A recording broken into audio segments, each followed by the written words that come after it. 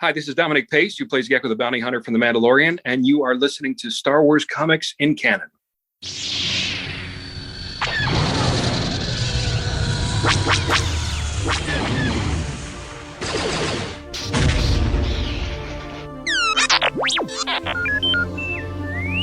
Hello there and welcome to Star Wars Comics in Canon, your guide to the wider Star Wars canon through the comic book lens. And to take you on this journey, I'm your host, Mike Burton.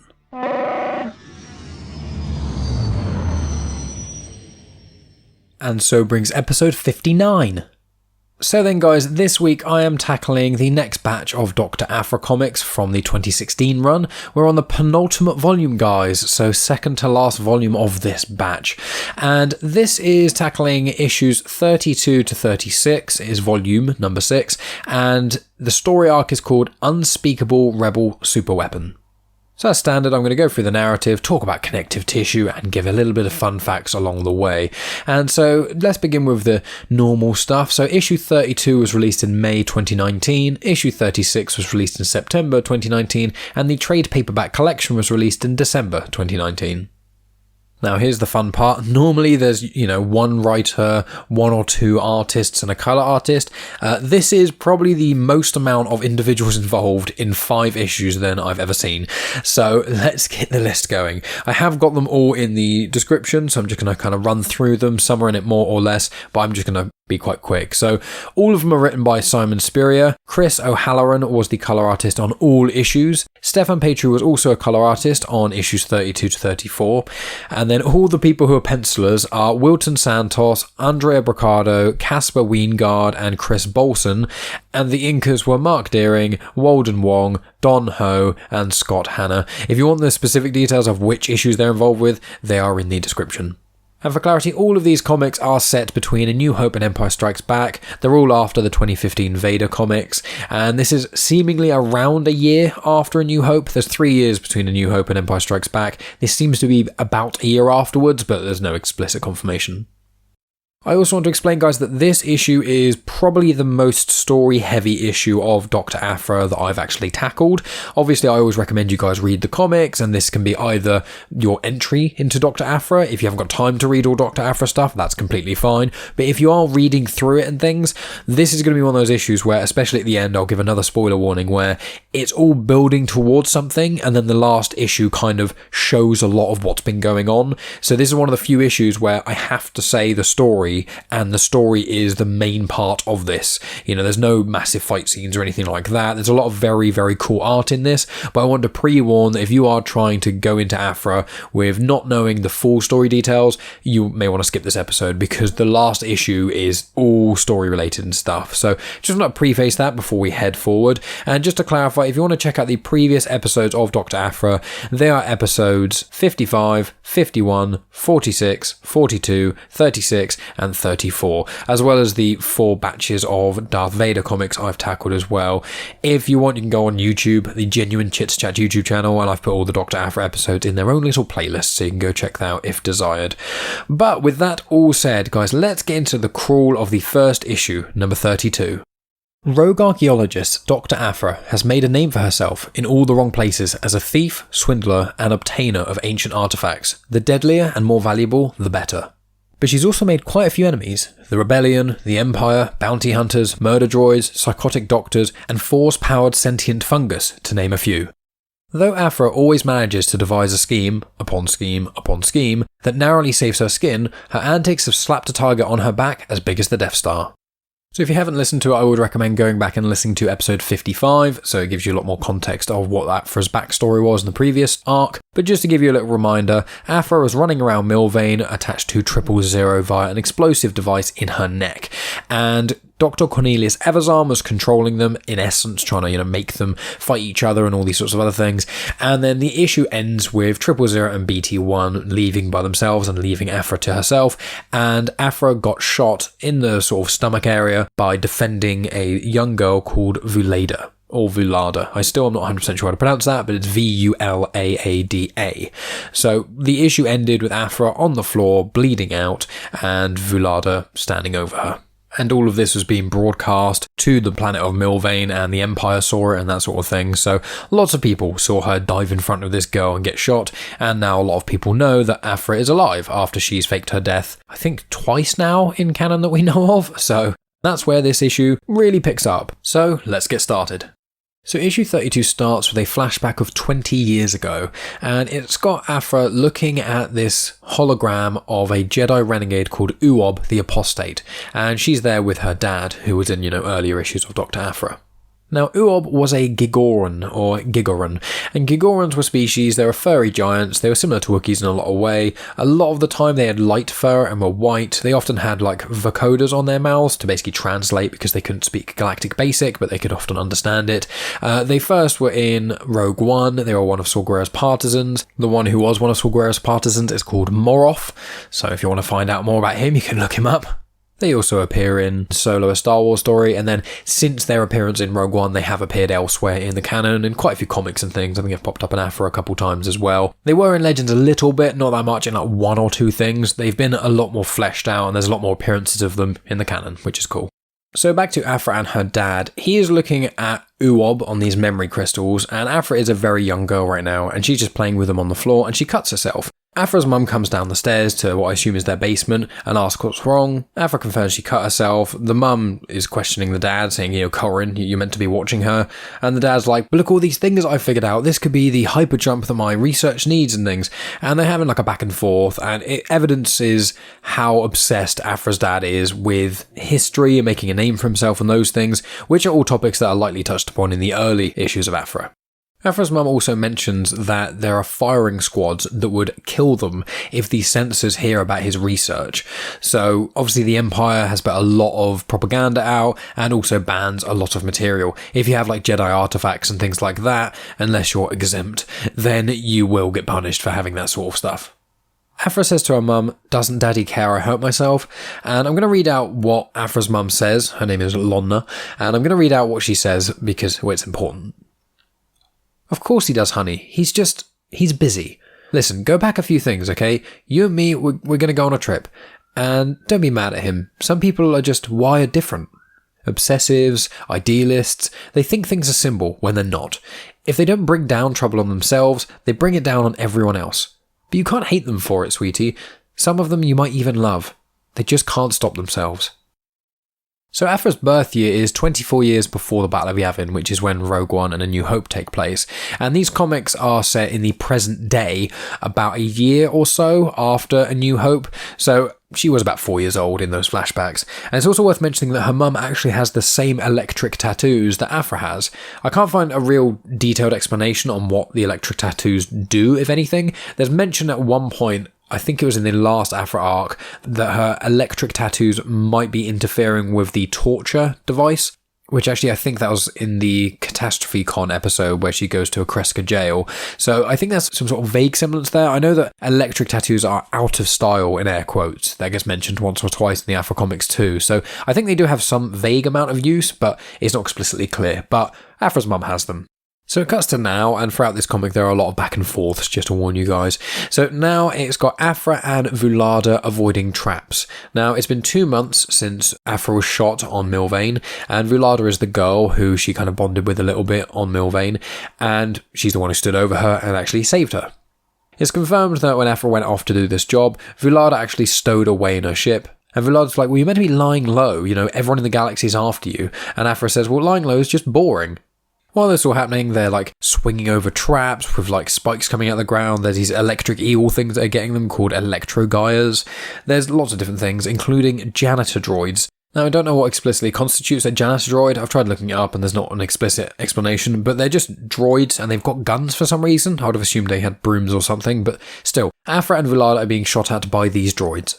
They manage to hide in an air duct, and Aphra shows Vulada a message. This message is from a mysterious person, a woman in a hood, who offers her 200,000 credits to try and obtain this artifact from the place that they're in.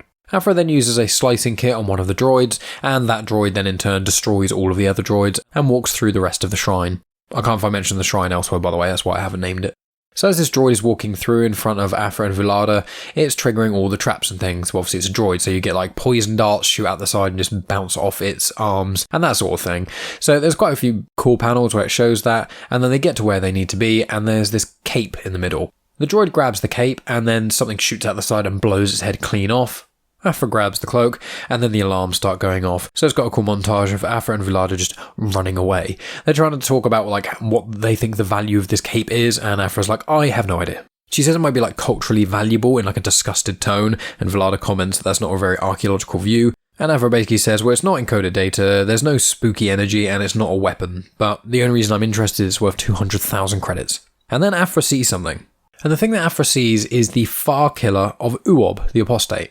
So this is basically a weapon that was owned by this apostate. Now, an apostate is someone who leaves a religion, so this is a Jedi who left the religion, and has a weapon that isn't a lightsaber. It's actually called the Far Killer. So I'm going to give you a little bit of information about it. It's a magnification attenuator. So it's lightsaber tech that's basically used in a sniper rifle. No one fully knows how it works, but Uob could kill targets from 100 clicks away. Now a click I think it's in quite a lot of sci-fi movies and things. I feel like it's a real word term, but click just means kilometer. So from like hundreds of kilometers away, you can snipe someone, and it's a pretty powerful gun. Uob was excommunicated for using it, so he was banned out of the Jedi Order for using this weapon, and the weapon is apparently worth millions. While Aphra's looking at it, the janitor droids kind of catch up and start shooting at them. Aphra and Vilada duck down, then Aphra remembers some of the words that her mum said to her, mainly the part where it says, but you can't hate them for it. She tells Vilada to distract them, and then runs. It then has another flashback, and it shows that Aphra's mum is taking Aphra completely away from the dad. The dad doesn't really even notice. He's just like, oh, where have they gone? Oh, probably shopping or something, and then goes back to his work. Her mum also says to her that crying is weak, and also tells her to not look back because it makes her look suspicious. And then it cuts back to now, and it's got Vilada and Aphra are on the Archangel, which is Aphra's ship. Now this is technically the Archangel 2, because the Archangel number 1 was destroyed in the Vader Down crossover event. I tackled that a little while ago, but basically there's a creature called Carbon, who is a Mon Calamari, which is the same species as Admiral Akbar. So imagine Admiral Akbar's head on General Grievous's body. It's meant to be like General Grievous 2.0, and Aphra crashes her Archangel straight into it. So that's why she's now got the Archangel 2.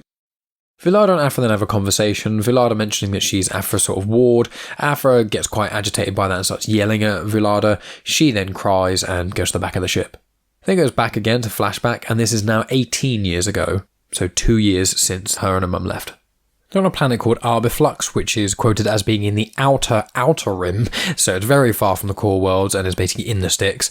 They're on this farm area, and it's almost in like a desert. They're setting these traps, which are these special types of plants, and young Aphra is getting agitated by them because she can't prime the chatter plant properly. Her mum is trying to be understanding, but tell her that people make mistakes, and you've got to learn and those sort of things. Aphra turns around and has like a mini tantrum saying, oh, I hate your stupid pearls of wisdom, and I hate it here. I hate they're so safe and predictable, and then she hears a noise. She turns around and sees that her mum has been shot in the back several times by raiders and has actually had part of her arm shot off. It's a pretty intense panel, and then it cuts back to now on the abandoned spice mine of Unox. Aphra and Vilada walk up to Gertle, which is Vilada's sort of pet. It's a Quaber worm. It's this big, quite scary looking thing. I detailed it in the previous volume of Aphra Comics. And as that's happening, Aphra is trying to apologise, saying that she has maternity issues when Vilada said about being her ward and things, and that she's sorry, but then gets cut off because Vilada hears something and then calls out that there are rebels behind them. The rebels then chase down Aphra, yelling to hand over the Jedi relic, calling her a thief and things, and then Aphra recognises the noise and turns around, and it turns out to be Sister Six. Now, Sister Six is a Zexto, someone with multiple arms, looks a little bit like a Kaminoan in some ways, and she actually first appeared in the Doctor Aphra remastered story arc, which I tackled on episode 46 of Star Wars Comics in Canon. That was issues 14 to 19, and the end of it is that Sister Six joins up with the rebels. So Sister Six is a bit like, the boss thinks you're dead, and that's not a good thing. And as the ship behind them starts to open up, the boss walks out, and it turns out to be Captain Magna Tolvin, which everyone should know is Aphra's on-again, off-again love interest, and the last time they interacted, Aphra made Tolvin think that she murdered Aphra in a crime of passion because there was something called the Boar Ithrium, which is the same species as Boar Gullet, which is in Rogue One. It's basically this big octopus thing that can put its tentacles on your brain, and it can erase parts of your memories, it can create false ones, it can just turn your brain to mush, and Aphra did that to Tolvin to save her from Vader, because if Vader thought that Aphra survived, then Vader would have killed and tortured Tolvin and then pursued Aphra. So Aphra did that and made Tolvin think she murdered Aphra, so that Vader, when he looked into her mind in a sense, would also think that. And Tolvin emerging and seeing Aphra is where comic number 32 ends. So comic 33 starts with Tolvin realising the whole Bor Ifrim thing that I just explained, and so she stuns Aphra. It then shows a flashback to 19 years ago, and it was the first month that Aphra is living on that farm place with her mum. Young Aphra calls this chicken thing, which is a Nuna, evil, and her mum says there's no such thing as evil.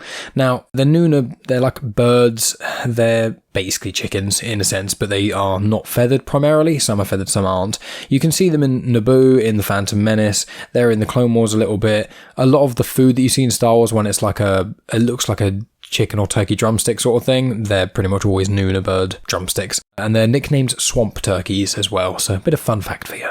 So anyway, on this planet Arboflux, young Aphra and her mum living on like basically a farm sort of thing, and her mum tells her not to use the word evil.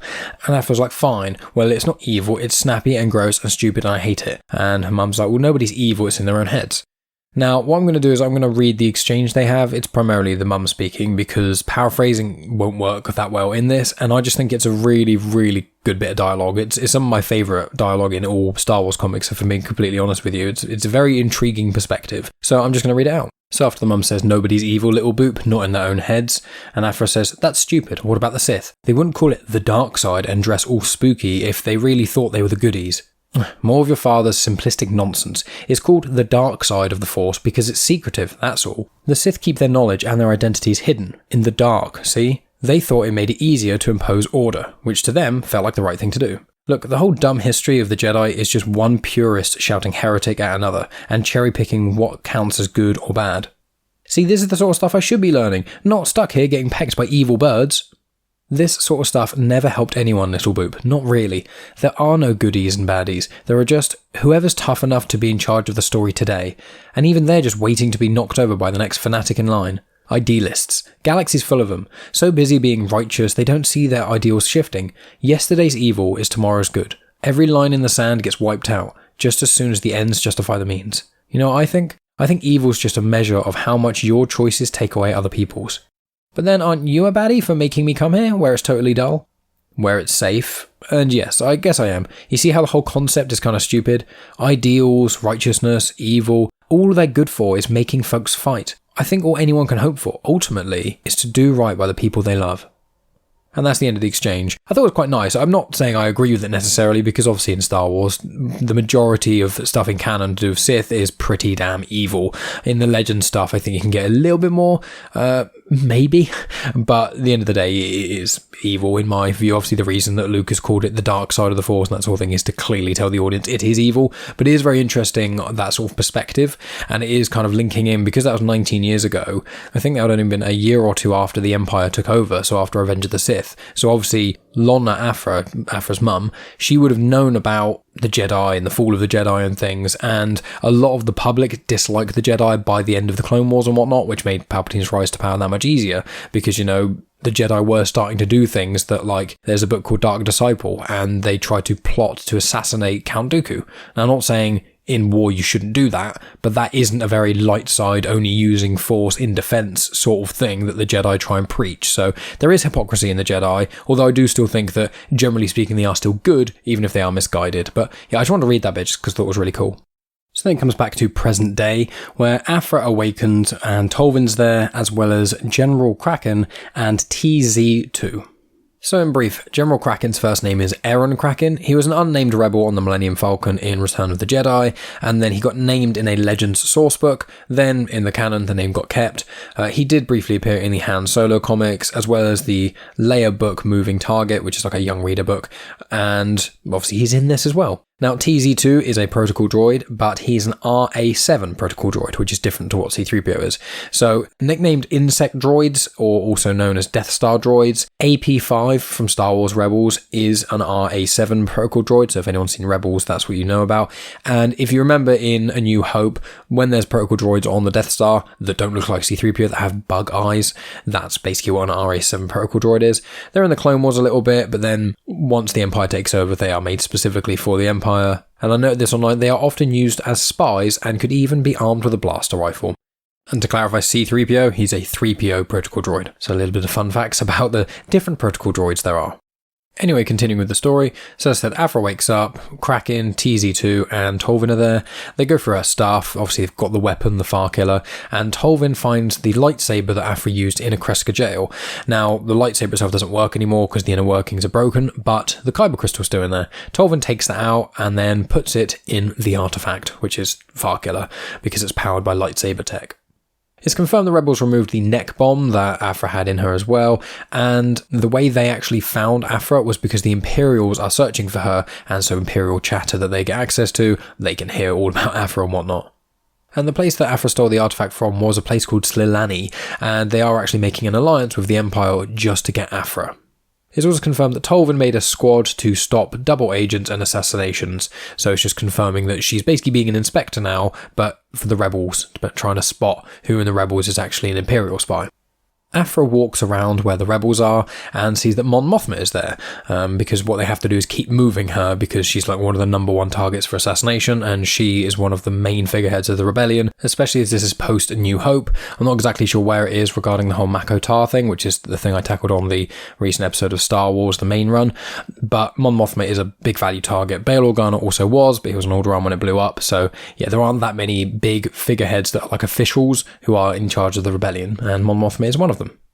It's also confirmed when Aphra left the Imperial data back with Hera Syndulla in the Catastrophe Con episode, which was, I think, episode 51, she left loads of Imperial secrets with the rebels and they needed encryption and she demanded some money for it. The rebels managed to crack the encryption, but all of the information was time sensitive, so it's basically useless to them. It's also confirmed that the way they know about the artifacts and the history of Far Killer and things like that is because TZ managed to find Aphra's dad's research from all those years ago. While this is happening, Tolvin found some nearby Imperials in a sort of base. There's some stormtroopers in there and also what they call plaincoats, which I assume is civilians, but it could just be Imperial collaborators, but regardless, she's told to shoot the whole building. So she has the Far Killer with a Kyber crystal in there, she shoots it and the entire building is just decimated, it completely blows up. It's a massively powerful weapon.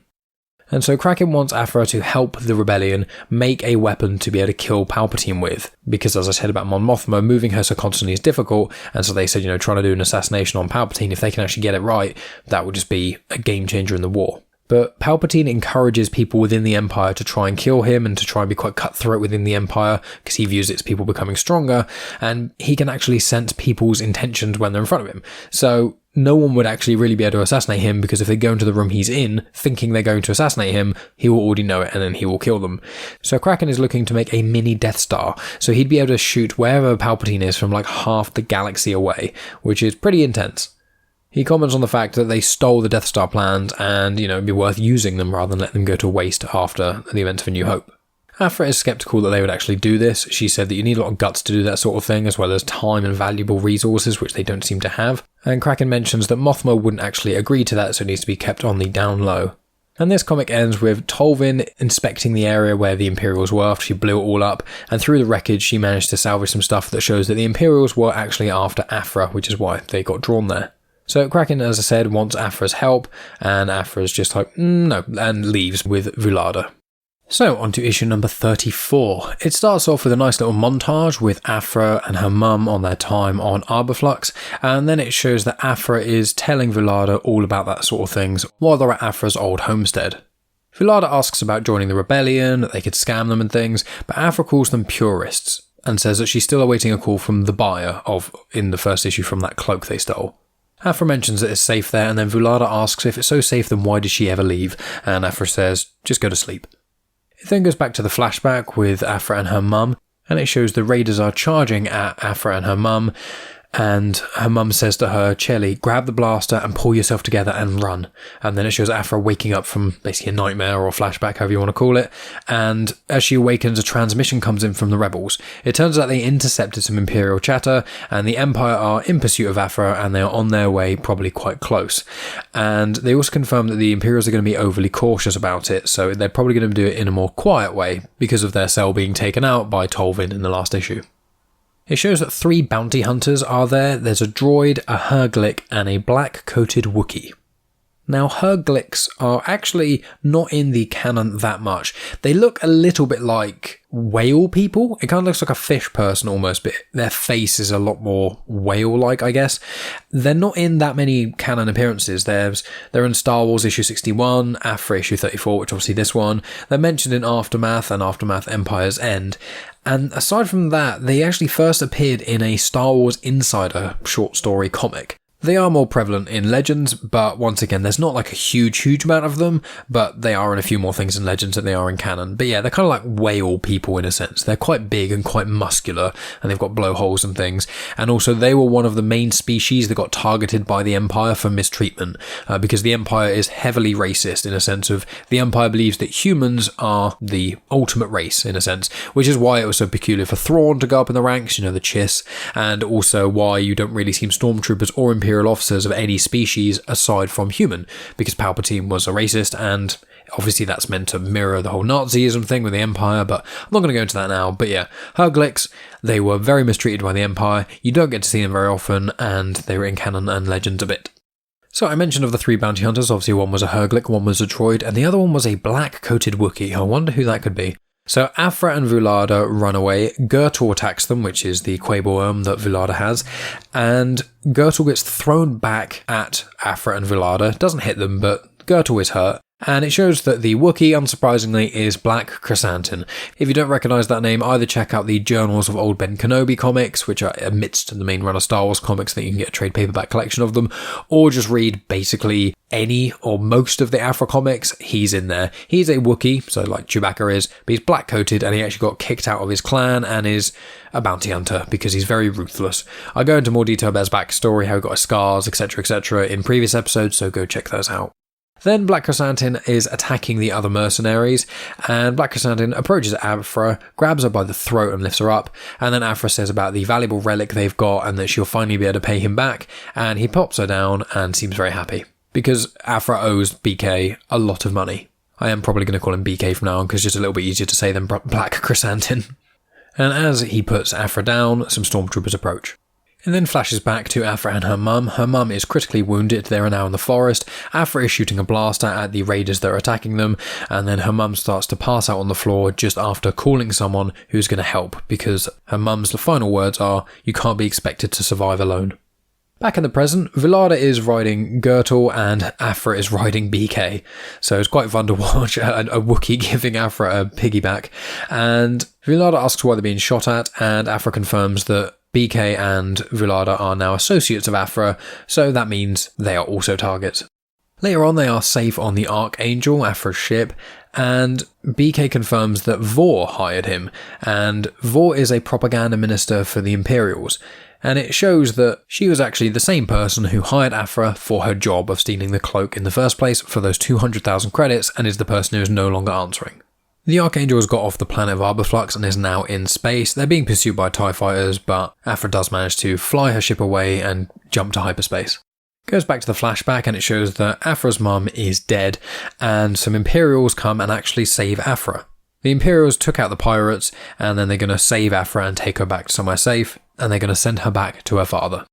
And in present day, it shows that Aphra and the Archangel, along with BK and Vulada, all managed to get to where the rebels were, and they speak to them, and Gertul comes out, because Gertul somehow managed to fit on the Archangel, and the rebels want Aphra to reverse engineer the relic, so to help them make that super weapon. TZ2 takes Aphra to the lab, and BK is outside in a spacesuit floating by. It's confirmed that the rebels don't really trust Aphra, and TZ mentions that she put 2 hijack units on him, trying to hijack his droid brain. They managed to find them and things, but Aphra says, actually I had 3. And then TZ is then under Aphra's control. She asks him to access the security systems and to not make a scene. Says to loop the external sensor and things, seal the lab, and while TZ is doing this, he manages to ask, "Why are you doing this?" And Aphra confirms that she's actually stealing her gun back, the Far Killer. And while this is happening, BK is deploying the hull cutters. Aphra's reasoning is she's going to steal the gun and give it to the Imperials so she can clear her name and get herself safety, or immunity. And the last panels show someone sneaking behind Aphra, and then Tolvin grabs her and puts a knife to her throat, which is where comic 34 ends.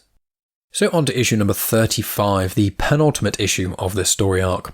Tolvin is holding Aphra at knife point, Aphra gives her a breather mask and tells her, "What are you doing?" And then Black Chrysanthemum breaks in using a hole cutter, and then a vacuum sucks all the air out.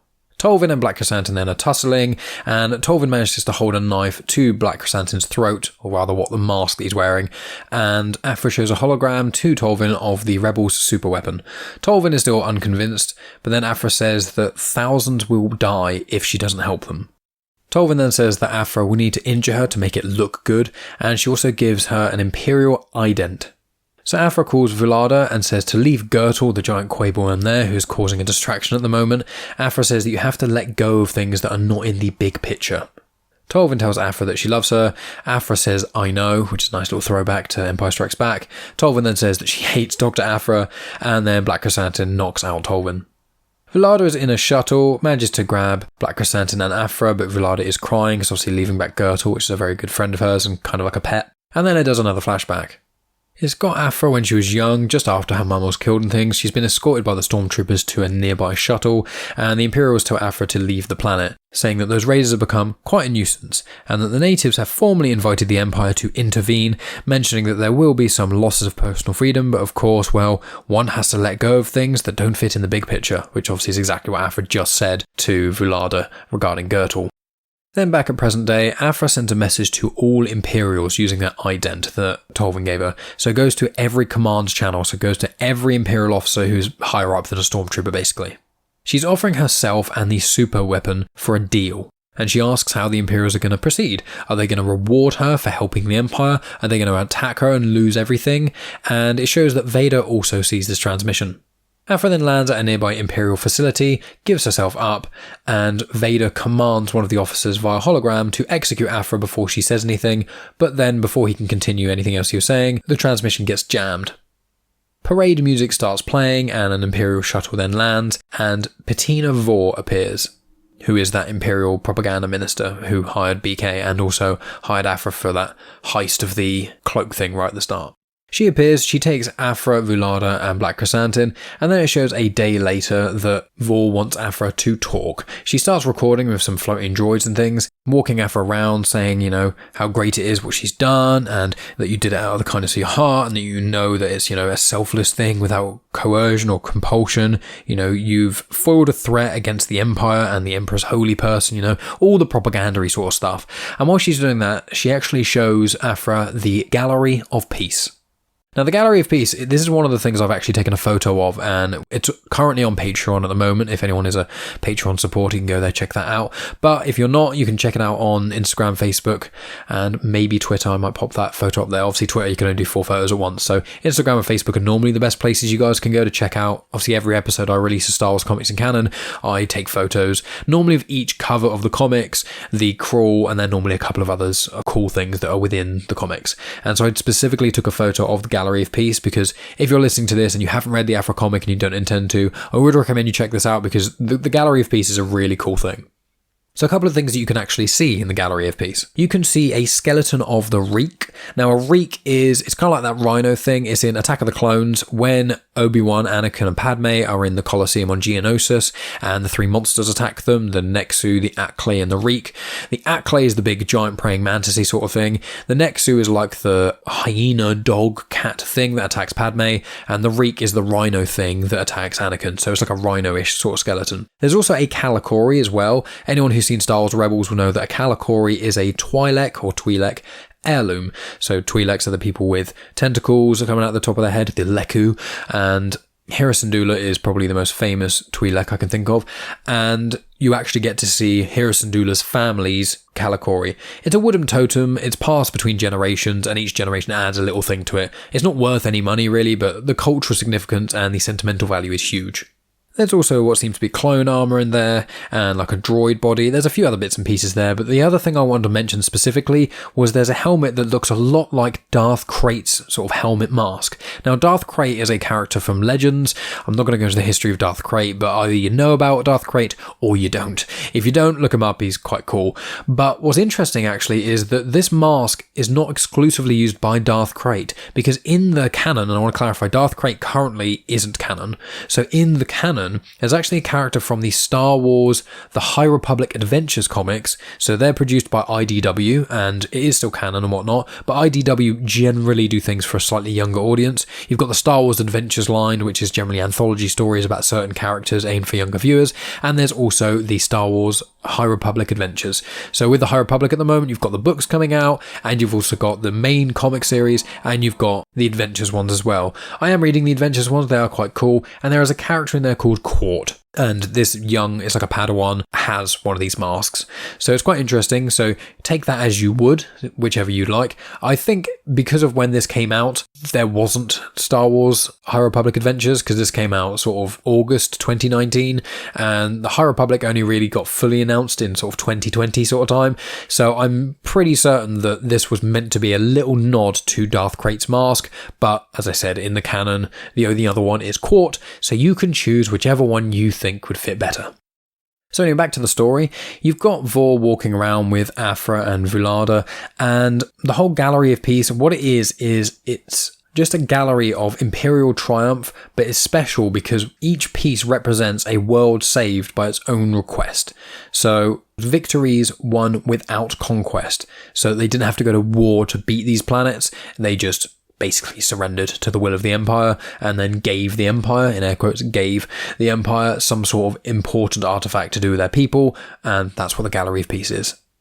And I personally think what would be a really cool anthology series, it's kind of a little bit like how Galaxy's Edge works, the anthology series that I tackled a little while ago on this, is I would love to have like a Gallery of Peace, and it's like a 5-part mini-series or something, and each comic details where the piece came from. That would be quite cool. Just like different pieces that aren't the ones shown in this little screenshot. It would just be quite cool to see that sort of thing. But, I would love just to have almost like a VR experience where you can just go around this Imperial gallery and just see all these things. And then maybe when you touch them, you get to see like a 5-minute like video of how they got it. I think that'd be a really cool idea. But then, as I said, that's basically what Dokkandar's Den of Antiquities is like, and that's a Black Spy Outpost, which is at Galaxy's Edge. So you can go into, when you go to Galaxy's Edge in Disney World, that is essentially what it is, and the Galaxy's Edge anthology mini-series comic that I tackled goes into all those details.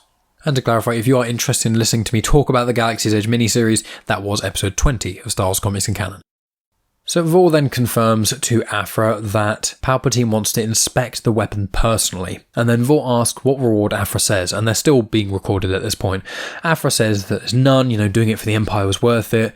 Then the recording stops, and Vor says, thanks for doing that, now what do you really want? Aphra confirms that she wants a pardon, wants Black Chrysanthemum to be paid for all the debt that she owes him, and then she also wants answers. And then this comic ends with Vor explaining that she's been watching Aphra quite a lot and that she actually wants to overthrow Palpatine. So we move on to the final issue, number 36, which is the 5th part of this story arc. And I just want to clarify again, I did say at the start, this is very, very spoilerific. I know most of the time I give, the plot points and tell you guys what's going on story-wise, which could be considered a spoiler in certain ways, but most of the time there's lots of other stuff going on. There's fights and space battles and things, and I obviously don't read out all the dialogue and whatnot, so there's a lot of other things to enjoy. Now, although this comic run is really good, there's some incredible art in it, some really good visuals, and there's a lot of backstory with Aphra that I haven't really delved into, conversations with her mum and things. They're all very interesting. But I want to clarify that this whole story arc is all a build up to this final issue. So I am just pre-warning that if you are planning on reading this and you don't want it to be like properly spoiled, because this last issue is basically just exposition and plot. So just want to preface that before you guys go ahead and let's get into it. So issue 36 starts with Vor's backstory. Essentially, she was a princess of some sort, was forced to marry someone, and this person was just a yes man who worked for the Empire, and then she basically managed to manipulate things, and he killed himself, which is quite brutal. She made him think that Vader was after him, so he killed himself instead of being gotten by Vader, which is quite bad, and she says that was like her first taste of true manipulation. And this is, as I said, an exposition dump.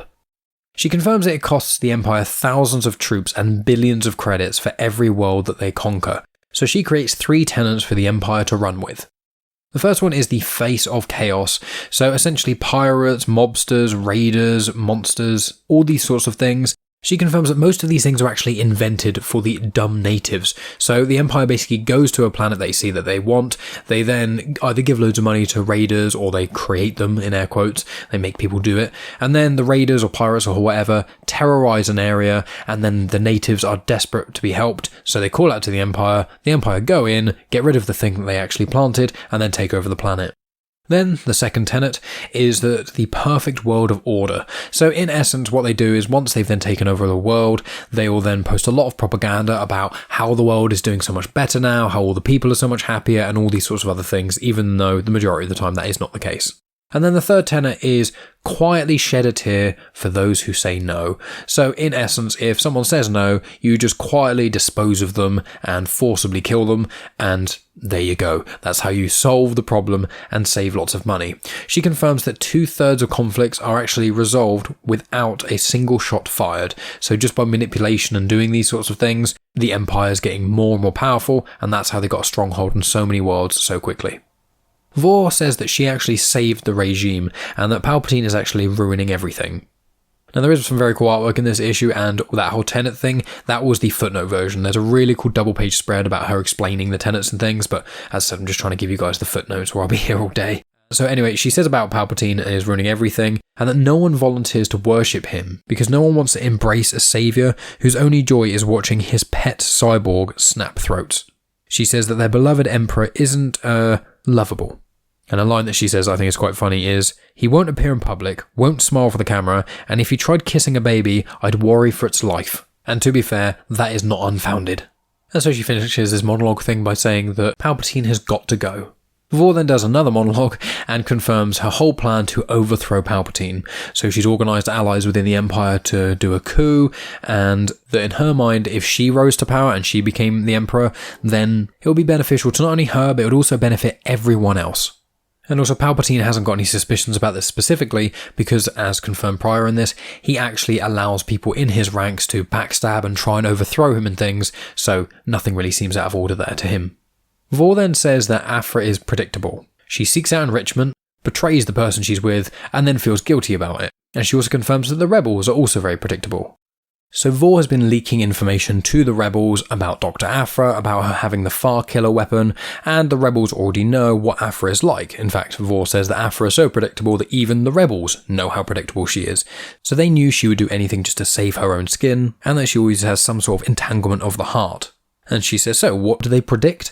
And Vulada cuts in and goes, "So you're saying they took the rifle from us and let us steal it back from them?" And then Aphra comments saying, "There was never a rebel superweapon, Vu." Vor confirms that if the rebels did even have the resources to be able to build a Death Star, and they definitely do not, they wouldn't go around that route anyway, because they want to save people's minds and their hearts and things. They don't want to exterminate innocents no matter what.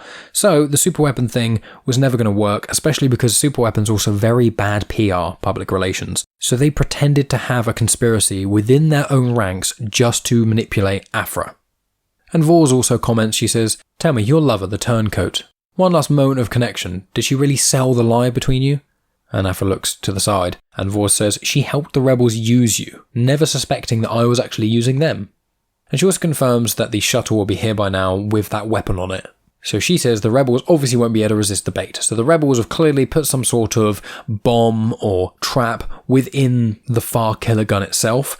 And then when Palpatine inspects the relic itself, then he'll touch it, it'll have been tampered in some way, and then it will likely explode, killing him.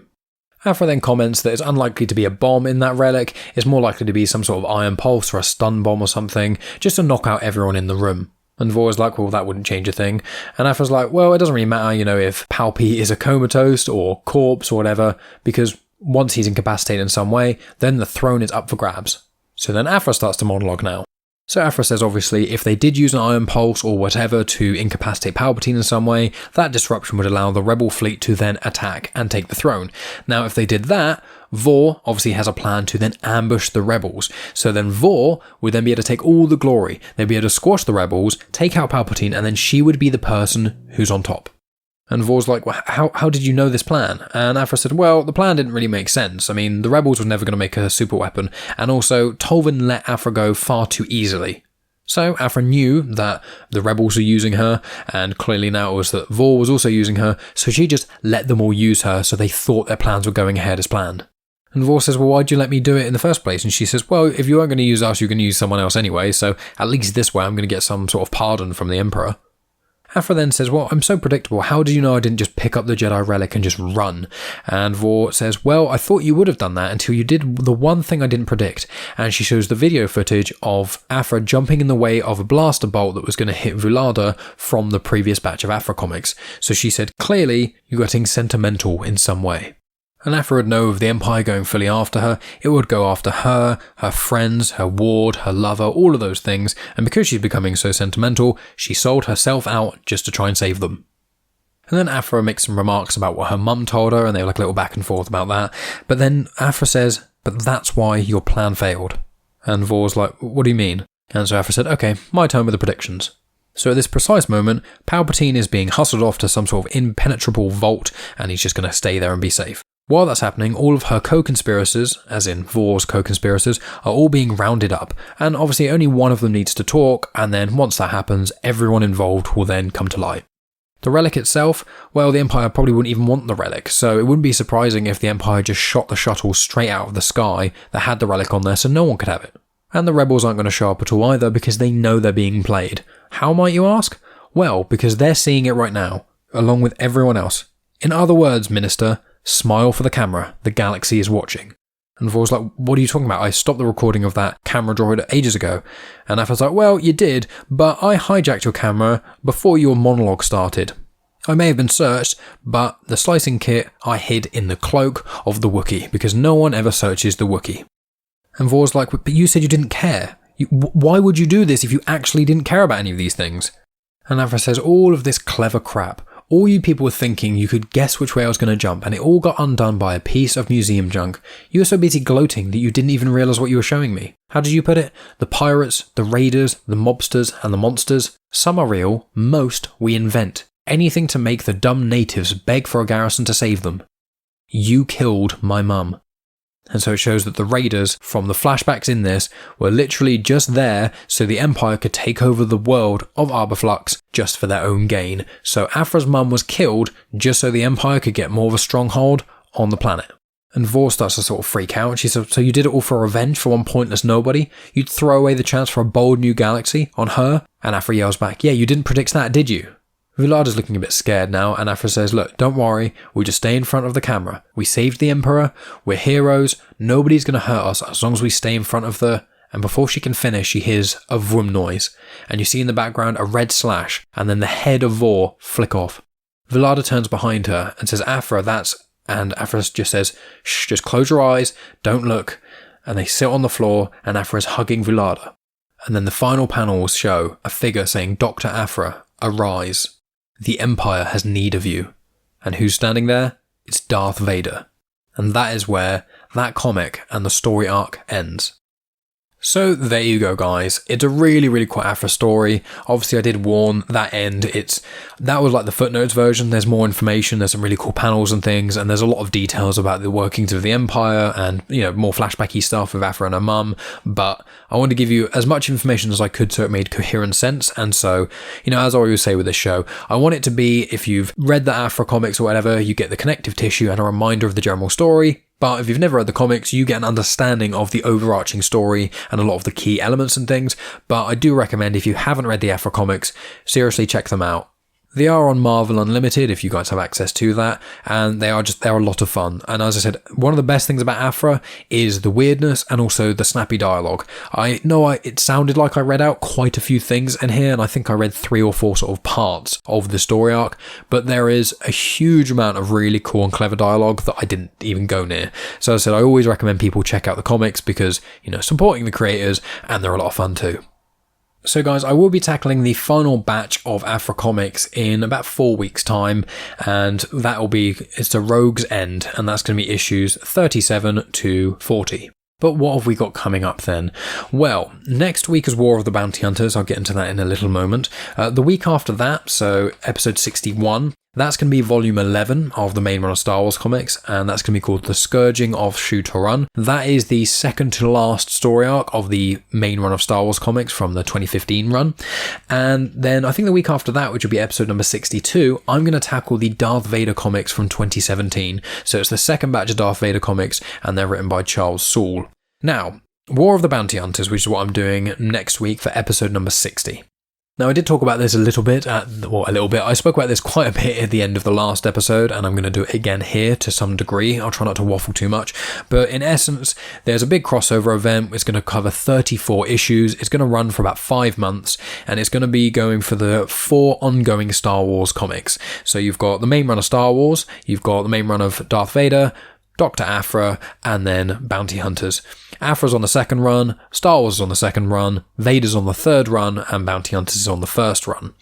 Now, all of those stories, all of those runs take place between Empire Strikes Back and Return of the Jedi, which there's about a year between those. And obviously the first run of Aphra, Vader, and Star Wars were all taking place between episode 4 and episode 5. So, War of the Bounty Hunters is a big crossover event, and there's also a mini-series called War of the Bounty Hunters that there's 5 issues of, plus, well, technically 6 issues, but that mini-series mixes with all of the other Star Wars things I just mentioned and culminates to one big story. And it's all about basically the galaxy squabbling over Han Solo's carbonite corpse. So when Boba Fett takes it to Jabba in episode 6, or rather in episode 6 it's already at Jabba's palace, it was because the bounty for Han Solo was an absolutely colossal amount, because obviously he owed Jabba since slightly before A New Hope.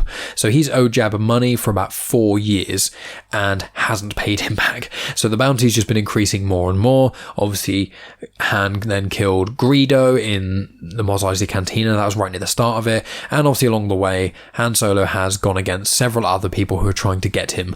So with all of that in mind, there's just this big, it's called War of the Bounty Hunters, because everyone is trying to get Han Solo. But this crossover event, I'm tackling it now because I want to try and tackle these as they come out. And I want to preface this and say to you guys, it might get a tiny bit confusing if you guys aren't reading along any of the other comics and things, and you're just listening to this show and you've not read any Star Wars comics. To clarify, War of the Bounty Hunters is set after the Aphra run is finished, after the first Star Wars run is finished, obviously after the Darth Vader run is finished as well. But in addition to that, each of those second runs of things and the third run of Darth Vader, they all have 1 or 2 story arcs set before War of the Bounty Hunters. Now, the only reason is that if I worked it out, and it would basically take me several months to catch up to where they are right now, and by then War of the Bounty Hunters will probably be over. Or if I started the first batch of War of the Bounty Hunters when the last one is coming out, that may cause some confusion there as well. So each month I'm going to be doing the War of the Bounty Hunters batch, and each month there's one which is the War of the Bounty Hunters main series, then there's the 4 ongoing main series of things, and then from the 3rd, 4th, 5th, and I think 6 months of it, there's also going to be like an extra one-off issue. I think one is Jabba, one is Boosh, one is IG-88, and one I think is Forlom and Zuckuss. So I've posted about that on social media a little bit, but I just want to clarify. If you tune in next week, I will preface it and I'll make it a lot more coherent when I talk about it next week. When you tune in, they are going to be stories set after Empire Strikes Back. Yeah, I just want to clarify that to you guys. I'm very excited to tackle the War of the Bounty Hunters thing because it's a really big crossover event and there's so many connections to loads of other content and whatnot, and it's just a lot of fun. So that's what I'm going to be doing next week. This is going to be pretty close to the release dates. So if anyone is intending on reading the War of the Bounty Hunter stuff, it is going to get somewhat spoiled for you. But, you know, a lot of people I think I've spoken with have said there's 34 issues all in all of this entire crossover event, and most people either can't afford that, don't want to, or just flatly can't be asked. So I'm tackling them on this show. Obviously things are going to be on YouTube and all that jazz as well, but I want to preface that for you guys too. I also want to clarify, if anyone wants to go to patreon.com/genuine-chit-chat, which is the name of my other show, I post photos of Star Wars comics in Canon Comics, normally on Thursdays, so you get a couple days beforehand before I release this show. And I've also there's an afterthought show that me and Megan do, but there's free stuff on there as well. If you go on there right now, you can listen to me and Megan talk about The Witcher Season 1 for about 10 minutes, and it's spoiler free. And we also talk about Star Wars The Phantom Menace. I think the episode's about 20 minutes long, and that's completely free as well. well. We release an Afterthoughts episodes once or twice a week, and also if you are a listener to Genuine Chit-Chat, you know that I release episodes that are quite long in part 1 and part 2. On Patreon, you can get access to the full unsplit episode when part 1 drops. So at the moment of recording this, the pop punk episode that I've done with the band Royals, part 1 dropped last week, part 2 is dropping the day after this episode drops, but any Patreon listeners got access to all of it when it first came out. So if you want to support the show, you can do it for as little as £1 a month. If you do £1 a month, you get access just to the Patreon feed, as in the podcast Patreon feed. You get the RSS link, you pop that into wherever you listen to your podcasts, it's any podcast app and things, and then it will just be the feed on there will have all of the Afterthoughts episodes, as well as all of the Genuine Chit-Chat episodes I've done over the last few months that I've released as unsplit larger versions, and I also pop a few other things in there. If I record an episode early, I'll pop it in there. I am planning on doing an Into the Dark review as well, which is another High Republic book, and it is done by Claudia Gray, and obviously I spoke with Claudia Gray in 2020, in December. I interviewed her for the show, which is a lot of fun. But the High Republic era and stuff is something I am going to be tackling over the next couple months as well, because in, I think it's 3 months' time, the Aphra comics will be completely finished, or they'll be done by next month. The Star Wars main run of comics will be completely finished as well, and I'm going to be embarking, I think, on the 2017 Darth Vader run, the ongoing series of Poe Dameron, which has finished now, also High Republic, and then probably War of the Bounty Hunters. And then when that's all sort of cleared and things, I'll figure out what on earth I'm going to be doing, because there are a lot of Star Wars comics at the moment. I think there's probably going to be other mini-series that rear their heads as well, but that's the general plan for the future. And yeah, as I said, there will be a book review coming out as well of Into the Dark. I've already done 2 book reviews. I did the Master and Apprentice book review last year, and I did the Light of the Jedi book review a month or 2 ago. They are also spoiler free, so if you want to listen to a book review and you don't want it to get spoiled, check them out. I do them in a fairly specific way. I do 3 tiers. So the first tier is like no spoilers at all. It's just information that you get from basically reading the blurb and maybe like the first few pages of it, and just like general thoughts on the book. Then the second tier will be a little bit more information about certain things, like very, very, very light spoilers, but still things that are normally spoken about with press releases and just general internet stuff. And then the third tier is a bit more spoilerific. I talk about, the plot a bit more, certain characters I enjoy, but because the High Republic books are so new, I won't spoil the whole plot and things. I just talk about them in general. And I know that a lot of you guys listen to my review of Master and Apprentice, and then you either listen to the audiobook or you bought the book of Master and Apprentice, and I heard a couple of you did the same thing for Light of the Jedi, which was the first High Republic book. So I am planning on doing Into the Dark, which is the next one, and then there's Cavan Scott's The Rising Storm, which comes out at the end of June as well. So I'm finishing Into the Dark a few weeks before the next one comes out, and then I'll be reading that as well, and I'll do a book review for that in the coming future as well. But as I said, there won't be spoilers. It's just going to be tiers of how much information you want to know about the book reviews. So anyway guys, aside from that, check out my other show, Genuine Chit-Chat. It's on its own feed. I talk to a wide variety of guests. Recent episodes, I've spoken to Goff, the Australian blind filmmaker, the pop punk band Royals, Tom Everett, the actor. I've had loads of people on the show recently, and it's really, really cool. I've got some really interesting ones lined up as well, including a gentleman called Michael McCormick, who is actually a puppeteer for Dark Crystal and also for Labyrinth. And I'm going to be releasing a video version of that conversation as well, because he showed me some of the puppets he used as well. So lots of cool things to find out. And if you want to find me on social media, obviously it is at Genuine Chit-Chat. I post about Star Wars comics in Canon, and I also post about Genuine Chit-Chat stuff, and also just things about myself and my life a little bit. I put things on my story. Normally it's just what I'm watching. And so if you're interested by that, check me out on social media and things, and make sure you check out all these other amazing shows on the network of Comics in Motion. And also I think that when this drops, I should be on the recent episode of What's the Topic, where I talk about the Loki series as well. So make sure you check that out, guys, along with all the other amazing shows on Comics in Motion. And also a nice little thing on the side as well. I do normally name at the end of Genuine Chit-Chat all of the various guest spots I've been in, but I also put it in the show notes of this episode, as well as social media links as well. But if you're really desperate to find out all the shows that I've guested on, and I'm going to be guesting on, as well as all of the other stuff I've got going on, if you subscribe to my Patreon, for I think it's the second tier, so that's like £2 a month, then you get access to the Patreon feed with pictures and previews of this, that and the other. I put all my future guest lists on there as well, future Afterthoughts episodes and things like that. So plenty of places for you to find me, and if you want to listen to my voice even more, you've got plenty of avenues to do so. But thank you so much for listening, guys. I really appreciate it, especially all the way to the end of this rambling nonsense. It's a very long episode because I went on about War of the Bounty Hunters far too much. Sorry about that. I'll try and make sure I've edited it a little bit better, because at the moment it's a bit chunky. Anyway guys, thanks as always for listening. I appreciate each and every one of you. I'll talk to you next Saturday with War of the Bounty Hunters, and as always, may the Force be with you.